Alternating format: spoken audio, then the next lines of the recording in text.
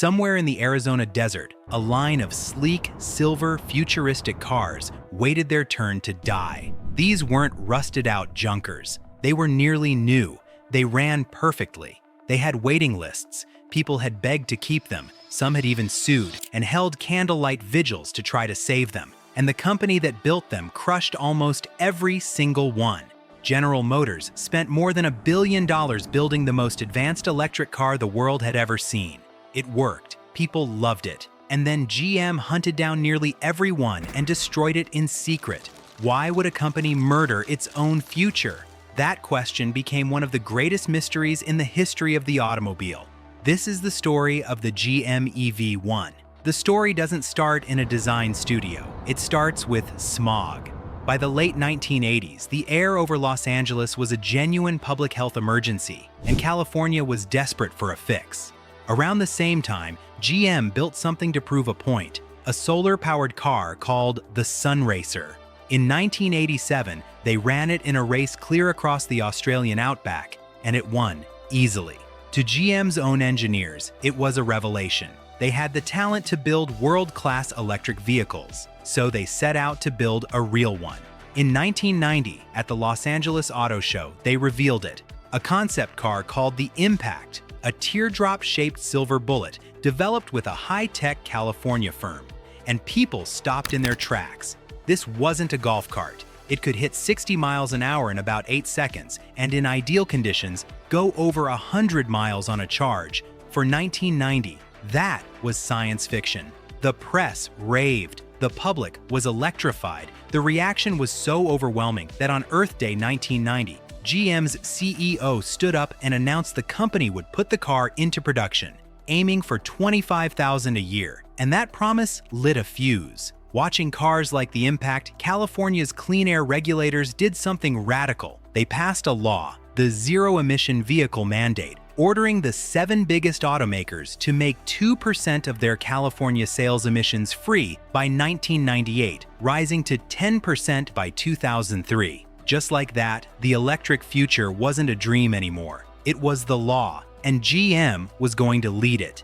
In 1996, the concept became real and got a new name, the EV1. And it wasn't a gas car with the engine swapped out. It was designed from a blank sheet of paper to be electric, the first car of its kind ever mass-produced by a major automaker. Everything about it was from the future.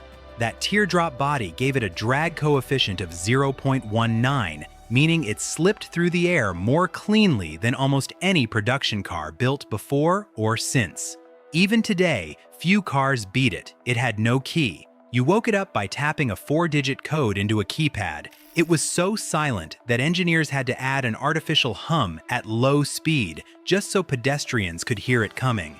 To charge it, you didn't even plug it in the normal way. You slid a paddle into a slot in its nose and the power flowed across without a metal connection. The first versions used heavy lead-acid batteries, good for roughly 60 to 80 miles. The later ones got advanced nickel-metal hydride packs that pushed the range past 100 miles. It had regenerative braking and a heat pump, technology that wouldn't become normal in cars for another 2 decades. Behind the wheel, it was smooth, quick off the line, and eerily quiet. Drivers said it made every gas car on the road suddenly feel ancient. It genuinely felt like the future had arrived early, and the people lucky enough to get one weren't about to let it go. Here's the first strange thing. You couldn't actually buy an EV1.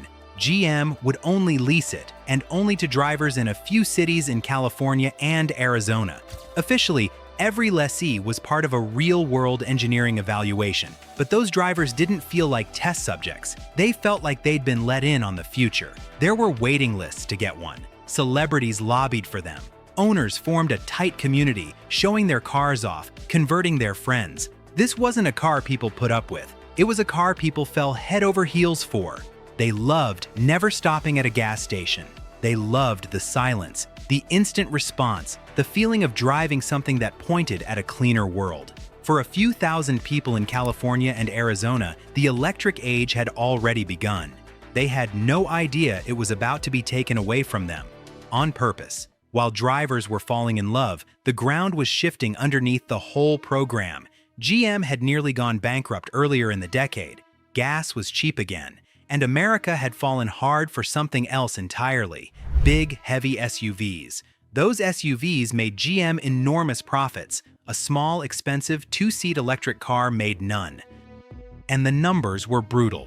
GM had poured over $1 billion into the EV1. By some estimates, each car cost around $80,000 to actually build, and in the end, only about 800 were ever on the road. From a pure business standpoint, it was bleeding money. So the automakers fought back, not in the showroom, but in the courtroom. An alliance of car makers sued California to break the very mandate that had forced electric cars into existence. And they won. The rules were gutted. Suddenly, companies could satisfy the law with hybrids and other low-emission cars instead of pure electrics. And that was the turning point. The moment the law no longer required electric cars, GM's reason to keep building the EV1 evaporated. The only question left was what to do with the ones already out there in the hands of people who adored them. GM's answer would break those people's hearts. In February 2002, GM sent word to its EV1 drivers. The cars were being pulled off the road.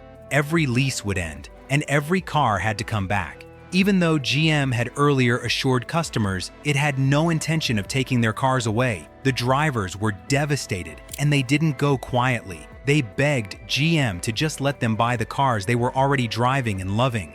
GM refused, pointing to the cost of parts, service, and the liability of aging high-voltage batteries in private hands. So the drivers made GM an offer that cost the company nothing. 58 of them submitted letters and deposit checks, more than $22,000 in total, offering to extend their own leases, take on all the maintenance and repair costs themselves, and let GM walk away if anything expensive ever went wrong. In June 2002, GM mailed every check back. The answer was no. For comparison, Honda, which had its own electric car, simply let its drivers keep leasing theirs. GM wanted its cars back, no exceptions. And so, outside a GM facility in Burbank, California, EV1 drivers did something that had never happened before and has rarely happened since. They held a candlelight vigil for their cars, a genuine funeral, while the cars sat locked behind a chain-link fence, waiting to be hauled away. Their fears were about to come true, out in the desert where no cameras were supposed to be watching. The reclaimed cars were trucked to a GM facility out in the desert, and there, one by one, they were crushed and shredded into scrap. Only about 40 escaped the crusher, and even those weren't spared entirely. GM handed them to museums and universities on one strict condition: their electric guts were pulled out and deactivated so that none of them could ever drive again. A single fully intact car was given to the Smithsonian, like a fossil of a future that never happened. The images of those sleek silver cars being fed into a shredder leaked out, and they horrified people. It didn't look like a business decision. It looked like GM was trying to make sure the electric car could never come back, which raised the question the whole country started asking: why? In 2006, a documentary asked that exact question: who killed the electric car? And it laid out the suspects like a murder trial. There was GM itself, accused of never truly wanting the car to succeed, offering it only on limited leases, barely advertising it, and then taking it all back. There was the oil industry, which had every reason to want a world that still ran on gasoline, and which critics accused of working quietly to keep electric cars off the road. There was the government, which had joined the fight to weaken California's mandate. And there was America's own appetite, cheap gas, and a love affair with SUVs. Now, in fairness, GM's side has defenders too. They argue the EV1 was a sincere, groundbreaking effort that simply lost enormous amounts of money, sold to too few people, with batteries that weren't quite ready. A car that was genuinely, tragically ahead of its time. And there's real truth in that. But here's what the defense can never quite explain away. If the car was just a failed experiment, why not sell them to the people begging to pay? Why hunt down the survivors? Why crush working cars in a desert and rip the hearts out of the few you spared? You don't do that to a car that simply didn't sell. You do that to an idea you want to make sure never comes back. And then history delivered the final twist. Just a few years after GM crushed its electric future, a tiny California startup called Tesla built an electric car that people wanted and proved every excuse wrong. It could be done. People would buy it. The market was real all along. And GM, the company that had a 10-year head start and threw it in a crusher, was forced to chase the exact future it had destroyed. First the Volt, then the Bolt, then an entire electric lineup. The engineers and believers GM had scattered went on to help build the electric world we live in today. And the cars they tried to erase? For 20 years, the handful of survivors sat mummified in museums. Then, in 2025, the one EV1 that had slipped through the cracks, saved by a lawsuit and a legal loophole, rolled across an auction block and sold for more than $100,000. It's being brought back to life right now. The car GM tried to bury refused to stay dead. GM built the future, got scared of it, and crushed it in the desert, and then spent the next 20 years trying to catch up to a ghost. Just another piece of forgotten American iron. That turned out to be 100 years ahead of its time. If this one got you, the video on screen now is another machine a company built, feared, and killed. Thanks for watching.